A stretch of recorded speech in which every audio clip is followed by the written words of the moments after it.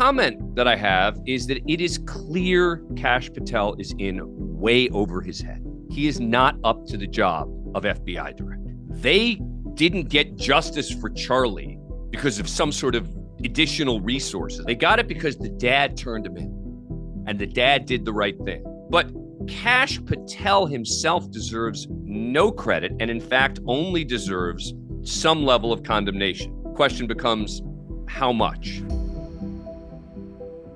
Let's talk about what we learned today, now that they have caught 22-year-old Tyler Robinson, the suspect in the case. And it is important to note how the authorities caught Tyler Robinson.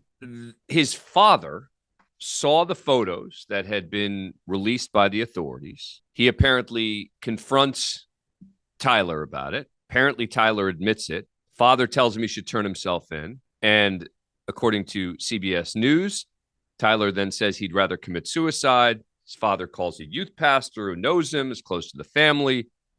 The pastor and Tyler's father try to calm him down. The pastor also serves as a court security officer, calls the U.S. Marshals. The Marshals detain Tyler, keep him secure. The Marshals called the FBI and took Tyler into custody. Tyler's father busted his son and turned him in, as he should. I'm sure that wasn't easy for the dad. The dad gets credit for doing all the right things here. That is not an example of great law enforcement work. Now, I don't know what happened behind the scenes here. I am assuming that the feds did what they usually do, which is they did the best they could. They used the information they had. They put out the pictures, etc. And they did good work. That's great. I am always supportive of law enforcement until and unless they do something really bad, in which case I will call them out. But that doesn't mean that the director of the FBI did a good job here. And before I get to that, let me play a little bit from the governor of Utah. This is number 13. He is explaining how they got Tyler Robinson into custody. Right now, Mr. Robinson has been booked into the Utah County Jail.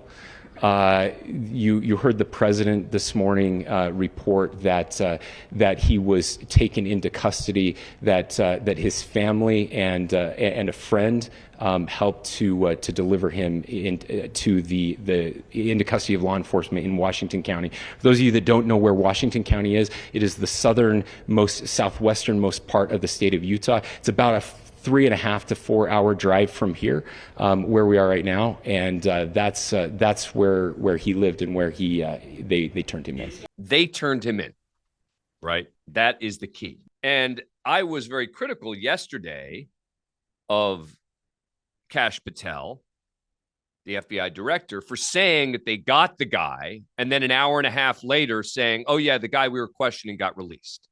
I was saying no other FBI director would have done that. And I got a number of people on social media. Jeff Johnson on X, 48 hours and the murder's in custody. Looks like Kash Patel's FBI did a much better job than whoever was running the show after Trump's assassination attempt. The dad turned him in. Linda Roberts. Any comment? Yesterday you implied Patel wasn't doing his job well. Suspect in Charlie Kirk killing in custody. What do you mean, any comment? The comment that I have is that it is clear Kash Patel is in way over his head. He is not up to the job of FBI director. And when it comes to just sort of the basics, right? Even why did he go to this press conference, right? And you may say, well, what's the big deal, et cetera? Well, a former deputy director of the FBI, Andrew McCabe, was on CNN last night, put aside politics or what you think of it. Just listen to what he is saying. This is number 34.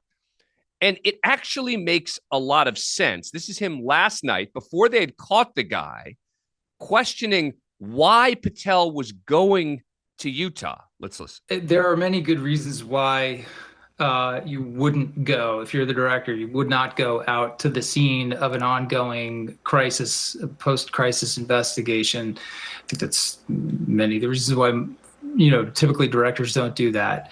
One of the reasons not to do that is because the presence of the director imposes a huge burden on the field office. There's all kinds of arrangements that have to be made. There's all kinds of security concerns that arise. Transportation becomes very complicated.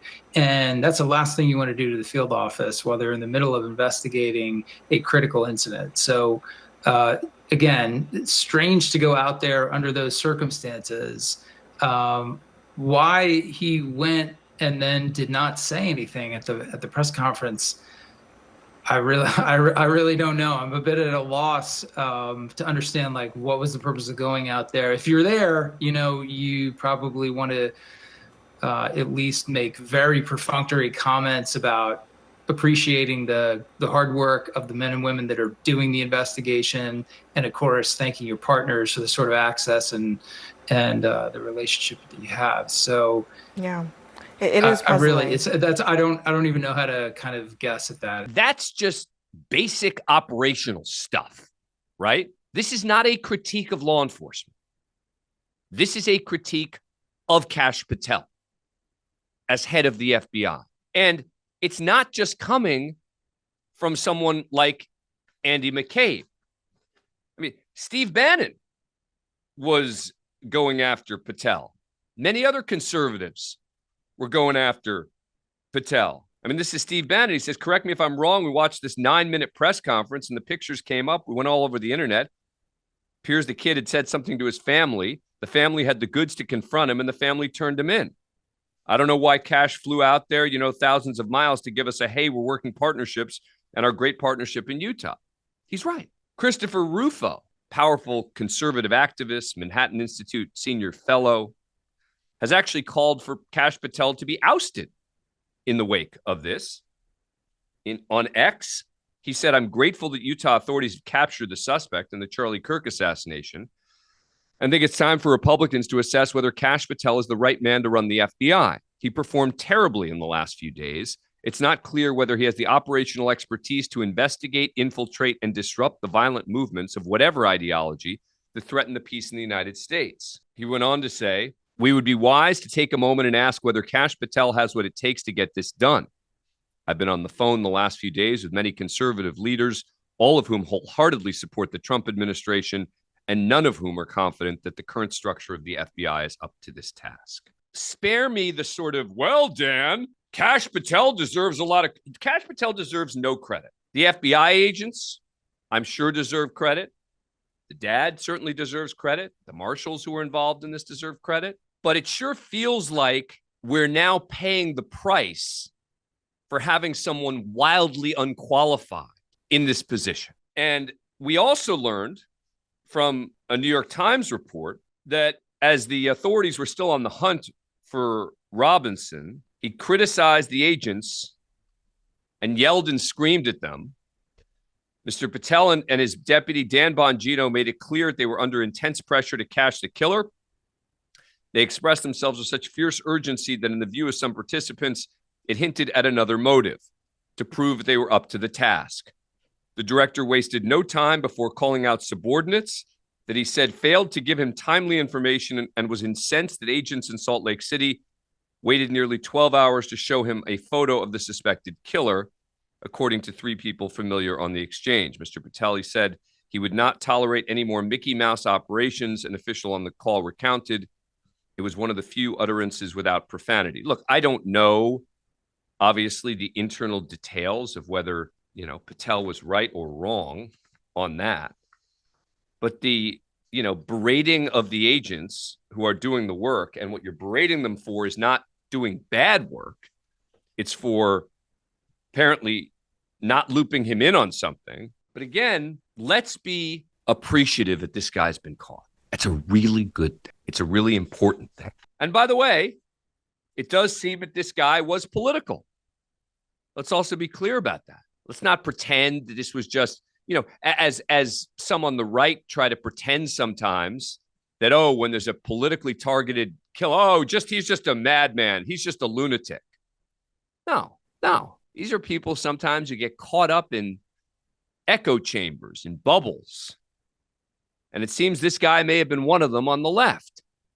Here's the governor, Spencer Cox, talking about what the shooter had on the on some of the ammunition. This is number 6. So the area north of Campus Drive Road where the suspect crossed over, you saw some of that in the video that we released last night, consists of a grassy area with trees on the edge of the UVU campus. Investigators discovered a bolt-action rifle wrapped in a dark-colored towel. The rifle was determined to be a Mauser Model 98 30-06 caliber bolt-action rifle. The rifle had a scope mounted on top of it. Investigators noted inscriptions that had been engraved on casings found with the rifle. Inscriptions on a fired casing read, "Notices, bulges, capital OWO, what's this, question mark." Inscriptions on the 3 unfired casings read, "Hey fascist, exclamation point, catch, exclamation point." I said this yesterday. That should be maddening and infuriating to anyone. I don't care what your political affiliation. I don't care what you think of Charlie Kirk. But some on the far left can't just sort of let that be the message, right? Which is, you can disagree with him. You can think some of his views were horrible. But the guy just got assassinated in a political hit, okay? And yet, this is what Ilhan Omar was saying to Mehdi Hassan yesterday. This is number 28. You know, Charlie was someone who once said, guns save lives after a school shooting. Charlie was someone who was willing to debate and downplay the death of George Floyd in the hands of Minneapolis police. I think he called him a scumbag. Right, have no regard, downplay slavery and what Black people have gone through in this country by saying Juneteenth should never exist. And I think, there are a lot of people who are out there talking about him just wanting to have a civil debate. Complete rewriting of history. Yeah, there is nothing more effed up, than to completely pretend that his words and actions have not been recorded and in existence for the last decade or so. Again, this idea that Charlie Kirk's words aren't being. I mean, look, he just got killed. There is a level of decorum that ought to apply when someone has just been assassinated in a political assassination, because otherwise it does start to feel like, even though you're not saying you're justifying it, even though you're not in any way defending it, even though you're distancing yourself and you're saying, I'm not defending this, but it does sometimes feel like, it's not just in this case, that folks are saying you need to understand better. I don't need to understand better why the guy in Minnesota killed those 2, killed that Democratic legislator, tried to kill another one. It is stunning to me that those on the right are pretending like that didn't happen, pretending like the attack on Paul Pelosi didn't happen, pretending like the attack on Josh Shapiro didn't happen, Gretchen Whitmer. I mean, you name it. You have Don Jr. out there last night saying it only happens one way. Eric Trump said the same thing the night before. It's so incendiary and so untrue. But on this show, you're going to hear me calling out the extremists like Don Jr., like Ilhan Omar, on both sides when appropriate. And again, I'm going to say this again because I think it's important.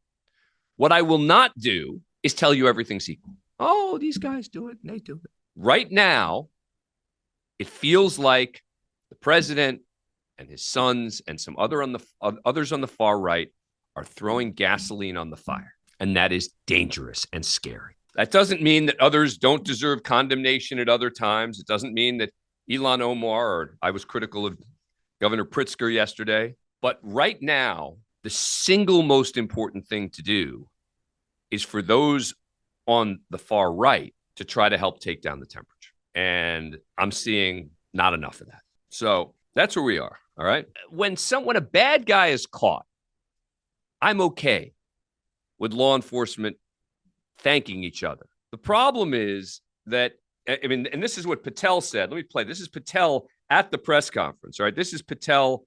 This is number 1 announcing today that they got him. Let's listen. This is what happens when you let good cops be cops. The FBI and our partners are proud to stand here today together to bring justice to the family of Charlie Kirk and honor his memory. I want to express my deep gratitude to President Trump, the Vice President, and the entire White House who have been so incredibly supportive with both resources and just personally to the FBI as a team. They had our backs the entire way, and I just want to express my gratitude for giving us the resources we need to operate in this space to bring this sort of justice at this sort of speed. In 33 hours, we have made historic progress for Charlie. Okay, that's a bunch of gobbledygook. All right, that's just a bunch of nonsense. They didn't get justice for Charlie because of some sort of additional resources. I don't even know if I believe that the president or vice president has given. They got it because the dad turned him in, and the dad did the right thing. So again, that's what makes this feel so political. You want to say, he starts it by saying, this is what you let good cops be cops. Okay, I'm okay with that, right? I'm okay with the head of the FBI celebrating law enforcement. They've been working their butts off to catch this guy. Sometimes law enforcement involves luck. But Kash Patel himself deserves no credit, and in fact only deserves some level of condemnation. Question becomes, how much?